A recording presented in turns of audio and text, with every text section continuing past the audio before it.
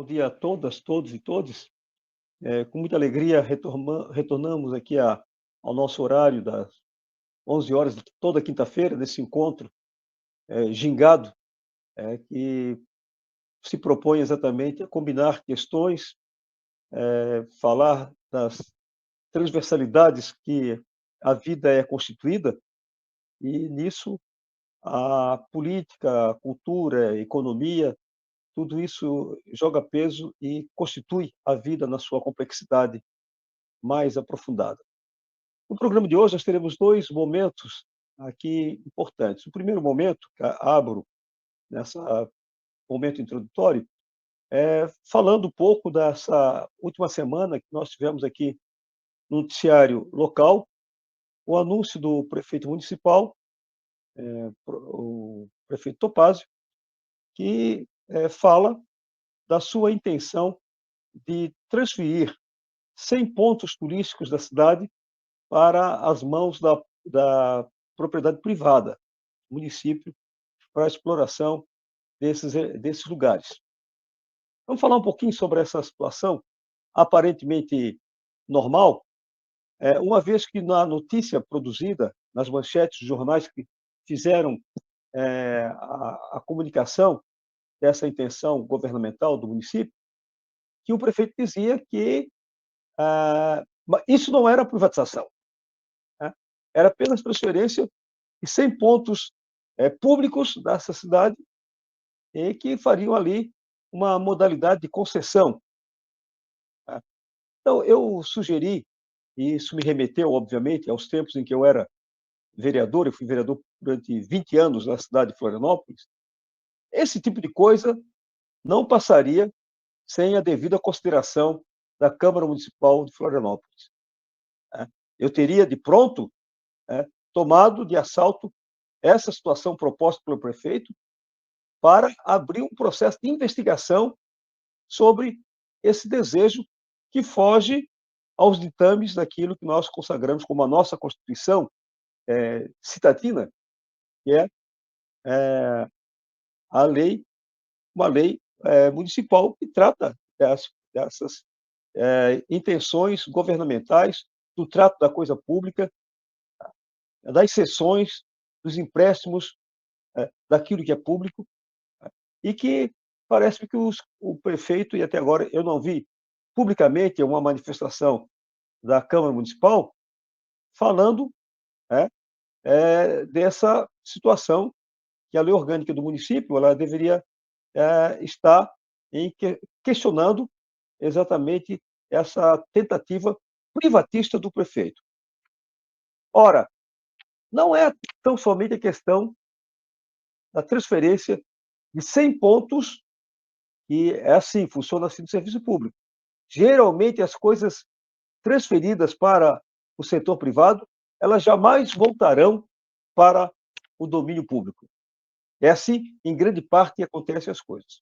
Quando a gente vê ali, há uma situação de um terreno que foi aforado, né, significa que esse aforamento de 49, 50 anos, de 30 anos, eu sempre pergunto, quem daqui vai estar presente daqui a 50 anos para cobrar do município a devolução daquele patrimônio cedido por aforamento ao setor privado? Eu também tive a oportunidade de conhecer um pouco mais dessa tentativa do prefeito, pois eu ocupei o cargo de secretário de turismo do município.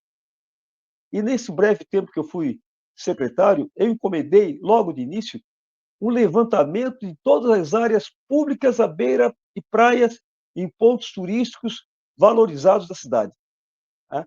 Eu fiz isso numa determinação de justamente antever, ou antevinha exatamente, que essa situação de transferência definitiva do patrimônio público para setores já fortalecidos, robustos da atividade econômica da cidade, ali no turismo, mereciam, por certo, um inventário, né, da municipalidade para ela poder adequadamente controlar aquilo que lhe pertence, ou seja, aquilo que nos pertence, e que o prefeito da cidade é o zelador privilegiado da manutenção disso que a sociedade construiu com muito trabalho, com transferência de impostos com todo o sofrimento e considerando especialmente que a maior parte dos impostos, eles são depositados por trabalhadores. Esse é o pulo do gato, né? Que a gente não pode jamais esquecer que quando eles falam de privatização, eles estão privando a sociedade e os trabalhadores, aqueles que mais se dedicaram à acumulação de riquezas para edificar a ideia de um Estado. A ideia do Estado é protetor, fornecedor, garantidor de direitos sociais tão elementares. Então, aqui, na capital, o prefeito deseja transferir para a atividade privada parte dessa beleza valorosa que é a questão dos pontos turísticos para a atividade empresarial. Isso está casado também com a política nacional de privatização das praias. Está casado também com isso. Então, nada joga solto, porque é o mesmo bloco nacional que persegue, que tem um gosto, que consegue enriquecer-se a partir do erário público. Essa é a prática secular desse que comanda o país, e aqui nós temos uma versão exata do que é o governo Topázio, que tudo privatiza. Privatiza a saúde, privatiza a UPA, vai privatizando aquilo que lhe soprar no ouvido, que dá retorno ou possibilidade política, mais adiante, de ampliar o arco das elites econômicas da cidade, ele vai assim executando. Eu fico por aqui, volto nesse tema mais adiante, vamos ver o que a Câmara Municipal de Florianópolis vai repercutir em torno dessa intenção. Né? E agora, eu mais tranquilamente, prazerosamente, vou aqui chamar conosco essa grande figura, professora do IFSC, do Instituto Federal de Santa Catarina, a jovem professora, jovem militante, ativista antirracista, a professora Lara Luiza, com quem nós tivemos a oportunidade feliz de poder travar um contato por vias não tão felizes, mas que ensejaram a possibilidade de descobrir pessoas novas, talentosas, e isso que eu falo sempre, eu tenho o meu empenho de vida colocado.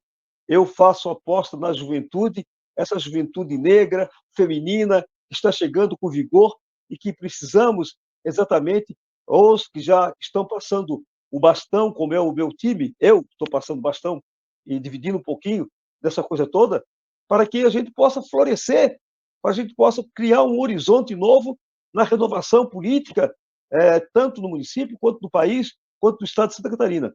E ali, no IFSC, nós temos um broto de força, de vigor, dessa professora que vai estar conosco agora falando graciosamente, inteligentemente, e também a sua companhia, que nós tivemos a oportunidade de travá-la dentro do IFSC, que nem tudo está perdido. Há resistência. Né? Tem um texto muito famoso que diz que desmonta a dita de que a época da escravidão não existiam famílias negras. Né? E há um texto, e ele fala então, ele diz o seguinte: no fundo da senzala havia uma flor. A flor era a resistência daqueles grupos que conseguiram se manter familiarizados, constituindo núcleos que fizeram da passagem, mesmo no interior da escravidão, nuclearam famílias que estas, como eu, a Lara e todos os negros desse estado, desse país, conseguiram fazer a trajetória de sobrevivência, a trajetória de muita luta, e cá estamos. Professora Lara, vamos abrir a conversa dizendo o seguinte: primeiramente, há quanto tempo a senhora está em terras catarinenses? De onde a senhora vem? Né? E qual a sua área de conhecimento, primeiramente? Ei, professor, bom dia, portal. Quero pedir licença aos ancestrais, a bênção aos meus mais velhos e os meus mais novos. Sou a Lara Luiza, sou de Minas Gerais, sou de Paracatu, a terra de Joaquim Barbosa, ali próximo a Brasília, noroeste de Minas. Sou ativista aí sou quilombola, né? Então faço parte da Federação Nacional dos Quilombolas, da Federação Estadual dos Quilombolas de Minas Gerais. Hoje eu estou doutoranda na USP, Minha área de atuação é políticas públicas educacionais na modalidade de educação escolar quilombola, como que nós podemos desenvolver essa educação antirracista. Estou desde 2022 em terras catarinenses, né, e um prazer a gente reencontrar, né, a nossa família ancestral, que eu falo que a gente, só completando esse texto que você falou, né, que nós somos herdeiros dos que não desistiram, né, professor Márcio? Então, é um grande prazer estar aqui com o senhor. A gente travou uma batalha dura dentro do Instituto Federal nos últimos meses, e eu tenho só a agradecer a sua generosidade, a sua solidariedade, ao nosso núcleo de resistência dentro do Instituto Federal, ao racismo institucional que nós viemos enfrentando com um conselho superior lá dentro do Instituto.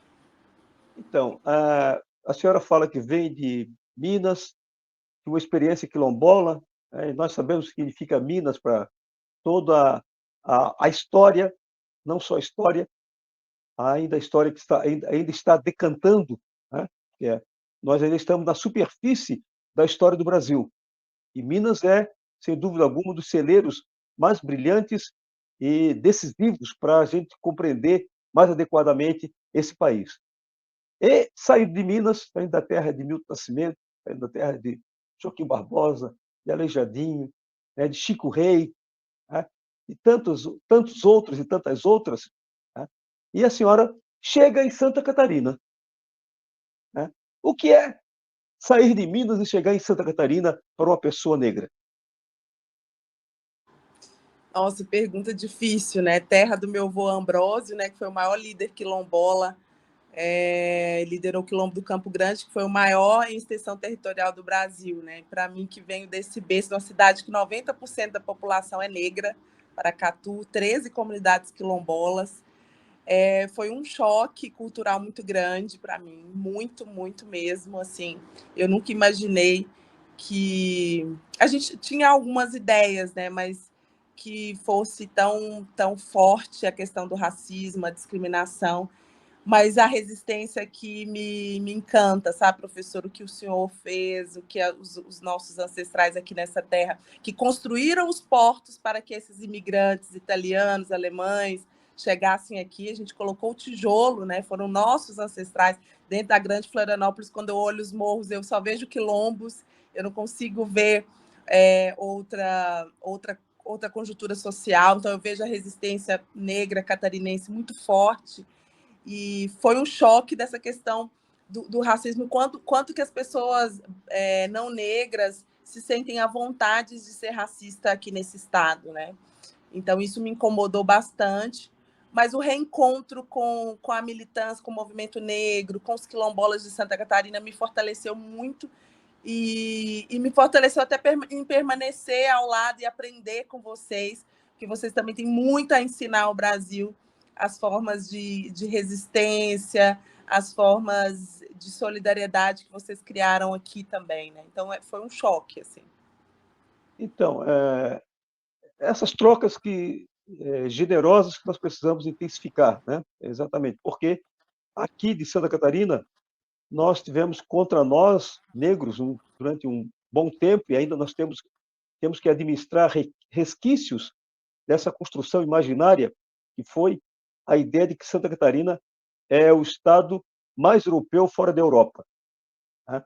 Assim como o Brasil é o estado mais negro, né, fora de África, né, a Santa Catarina se intitulou, né, como sendo a expressão genuína da condição europeia, né, e especialmente da condição alemã. Eu estive agora durante 5 dias em Salvador, né, é a quarta vez que eu fui a Salvador, estive em Salvador. Nas outras vezes eu ia para umas agendas fechadas, né, de congresso, de encontro, coisas mais formais. Mas dessa última vez, dos últimos 4 dias, eu fui para andar em Salvador, andar pelo Curuzu, né, entrar em terreiros de candomblé, conheci a Umbanda em Salvador, que pouco se fala da Umbanda em Salvador, né? Ela parece ser absolutamente também candomblessista, mas são outros mitos que a gente vai também na caminhada compreendendo exatamente como eles são construídos, são mantidos. Tá? Então, quando eu lá estive, eu tive um choque também mais brutal e compreendendo que eu não teria que mais ir para a África, porque eu já estava ali, em Salvador, porque num lugar onde 83% da população é negra, né, você sai na rua para surgir uma pessoa não negra, você fica procurando, né, e o Cruzu é interessante nos seus arredores, porque ele é absolutamente negro. Né? O trabalho do Ileaê, aí que eu quero aqui transportar para essa nossa conversa, e desenvolve com relação à educação de crianças, educação de jovens, né? O trabalho do Olodum, além dos tambores que aparecem na Copa do Mundo, além daquela coisa toda, né? Que fez encantamento comercializado de uma situação que é eminentemente política e de resistência social, que é o Olodum, que é o Ilhéaê. Eu estou falando aqui dos dois grandes blocos que enumeram, né, nacionalmente, fazem a aparição de maneira permanente. Mas eu queria conversar lá com eles, exatamente, fui conversar com eles, trocamos muito sobre a educação pan-africanista, tá? Sobre a 10.000, sobre a 10.639 a 11.645, duas legislações de combate ao racismo, via educação, via LDB, uma conquista da população negra na efetivação desses dois textos. A pergunta é, como isso acontece dentro de uma instituição como o IFSC? Ela não acontece, infelizmente. Infelizmente, eu cheguei aqui, eu fiquei surpresa, porque eu fui do Conselho Nacional de Promoção da Igualdade Racial. Então, o primeiro encontro, me chamaram para um seminário, encontrei com o reitor e fui ver os trabalhos desenvolvidos no CPEI, né, que é um Seminário de Ensino, Pesquisa e Extensão. Tinha pouquíssimos trabalhos, para não dizer que não tinha, tinham 2 trabalhos de NEABIS, que tinham 5 NEABIS na época. Falei, reitor, nós precisamos mudar essa realidade. Santa Catarina também é negra. Nós temos 2 legislações para ser cumprida e se o senhor não se comprometer com isso, eu, enquanto conselheira, você é a pessoa que vai lá no Ministério Público Federal denunciar, porque o que vocês estão fazendo é um crime com a história negra de Santa Catarina, dentro dos 22 campos. E aí começamos a trabalhar juntos, conseguimos com outros colegas, desde 2023, só eu abri 2 NEABIS em São Carlos e aqui em São José, e mais outros colegas abriram mais 8. Então, hoje, dentro da instituição, dos 22 campos, nós temos 15 NEABIS e estamos com mais 2 para abrir em Urupema, ali em São Joaquim, vão abrir um agora, Tubarão, e tem mais um outro lugar. E Chapecó também nós vamos abrir. Então, estamos trabalhando. Então, de 2023, que eu tive esse encontro com o reitor, então nós estamos trabalhando nessa ampliação dos currículos. Hoje eu também estou no colegiado de ensino, pesquisa e extensão, onde que a gente analisa os PPCs, os planos de ensino dos cursos que nós oferecemos, e nós criamos uma norma lá que todos têm que garantir 11.600... a 10.639 e a 11.645. Então, é uma luta diária, assim, não ocorre como deveria, professor, infelizmente, mas estamos trabalhando. Eu fico imaginando, aqui passou, a senhora estava falando e eu estava imaginando, né? O Instituto Federal é uma criação eminentemente progressista. Né? Os governos populares que incentivaram enormemente, fizemos as modificações estruturais aí da antiga escola industrial, escola técnica, evolui até a ideia do instituto, com o ensino superior, né? Adendado a isso. É um campo de muito interesse, de muita apreciação e respeito e conquista histórica. A senhora chega no IFSC, percebe a situação, conversa com o reitor, aí vem com a palavra, a sigla NEAB, NEABIS. Como é que é chegar em 22 unidades em Santa Catarina com NEABIS e o pessoal perguntar se é bolo, se é a receita de alguma coisa, que é creme dental, o que é? Como é que é isso? Nossa, professor, é muito complicado, porque os institutos federais, ele nasce das mãos do Nilo Peçanha, o nosso primeiro presidente negro, né? Que foi, igual o senhor contextualizou bem, uma luta histórica, e depois Lula, em 2020, 2003, né, transforma os IFs, fortalece, porque Fernando Henrique tinha acabado com quase todas as escolas profissionais, né, de educação profissional e tecnológica. Para nós que trabalhamos no NEABI, no Sudeste, Norte do Brasil, os NEABs, os núcleos de estudos afro-brasileiros e indígenas, existem desde 2000, desde antes, né? Porque os NEABs são os antigos quilombos, né? E aí os clubes negros, e agora dentro da educação a gente transforma esses núcleos, a gente chama de NEABis. Então é bem complicado, porque as pessoas não fazem nem ideia, mas aí a gente tem muitos pesquisadores negros que, graças à lei de cotas, né, tomaram posses no concurso aqui em Santa Catarina, né, como professores, mestres, doutores, e que tem esse viés de pesquisa. Aí nós fazemos esse trabalho de letramento racial, aqui nós não estamos fazendo nem letramento, nós estamos fazendo alfabetização racial, porque as pessoas vivem numa distopia cognitiva. Infelizmente, são professores não negros, mestres e doutores, mas que têm total desconhecimento sobre a nossa história, sobre a nossa existência, sobre a nossa resistência. É muito triste, professor, mas nós estamos na luta. Mas os alunos nos ajudam bastante. Os alunos não negros, eles cobram, porque graças à internet, eles têm acesso a outras informações que não só vinda do professor, que infelizmente não é antirracista, que vira as costas para essa parte da história do país. Então, os alunos nos ajudam muito nessa parte, professor, de pautar os professores, de pautar a gestão do Instituto.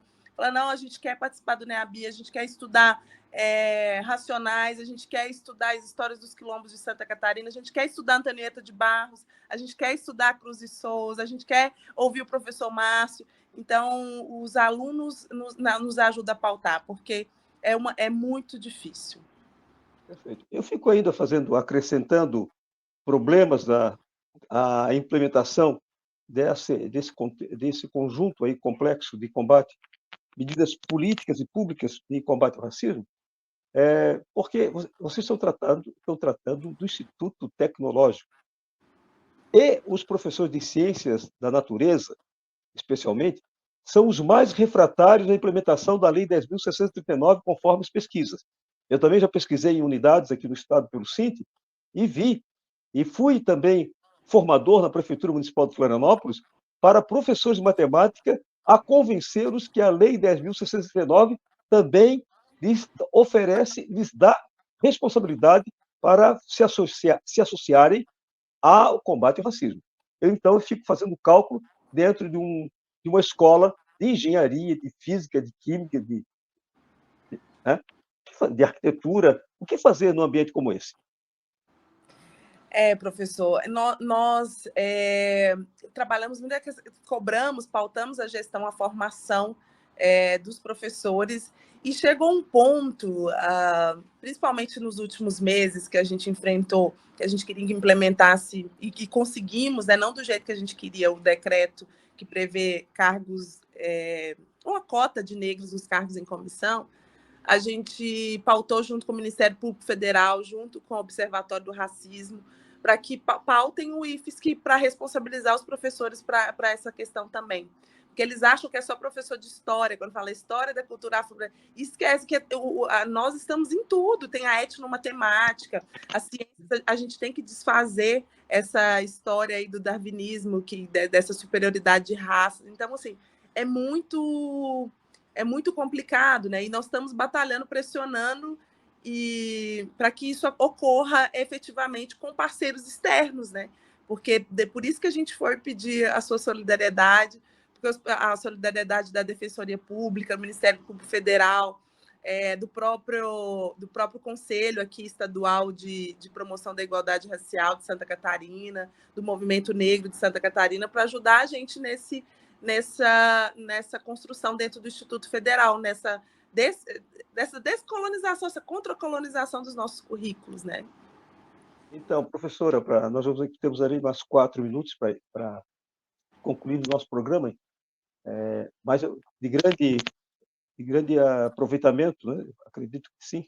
Estou gostando do desenvolvimento da nossa conversa, mas eu fiquei preocupado um dia desses, quando eu soube que passou pela sua vontade, seu coração, sua mente, querer voltar para Minas Gerais, né?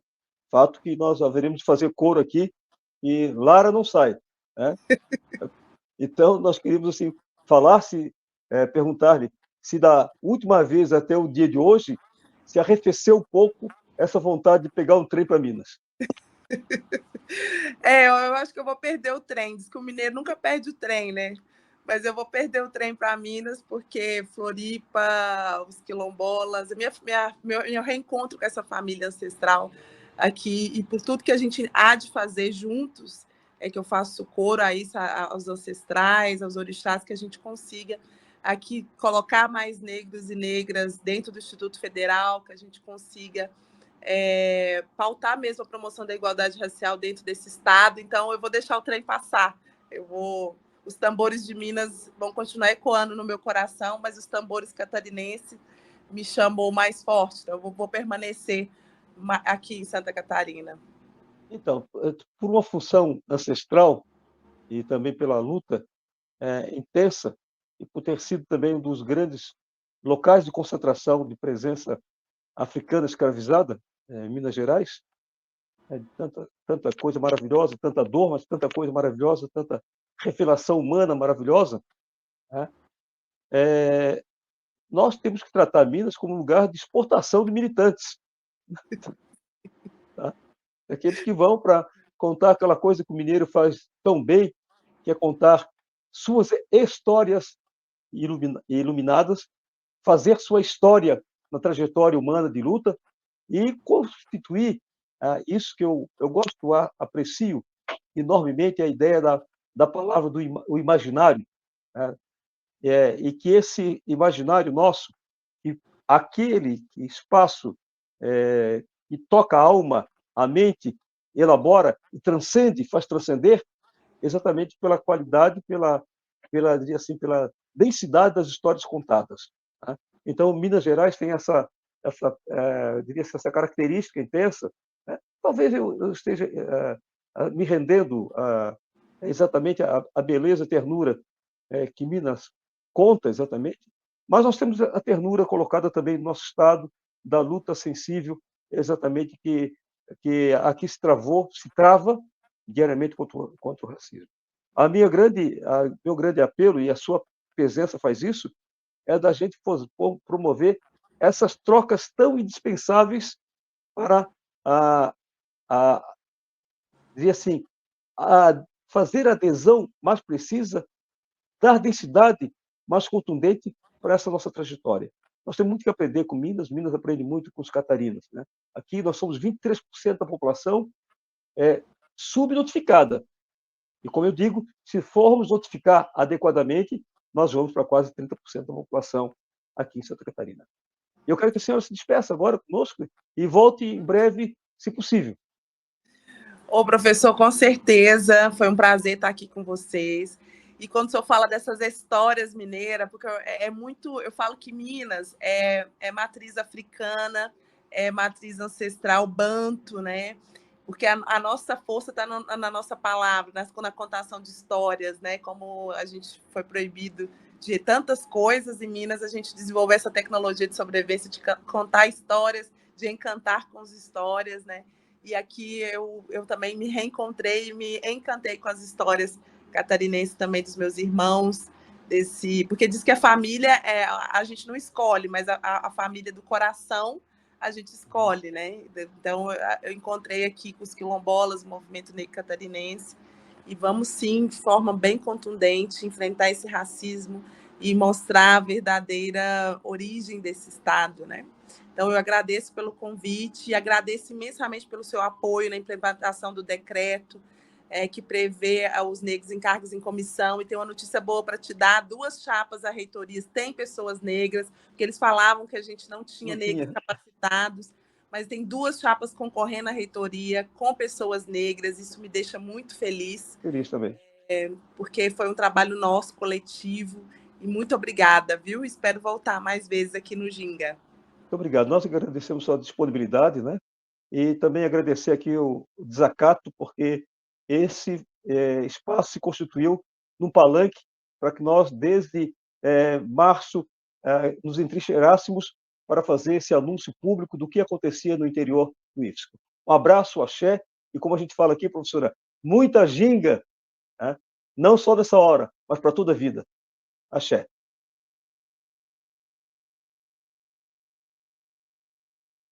Produção Portal Desacato. Realização Cooperativa Comunicacional Sul.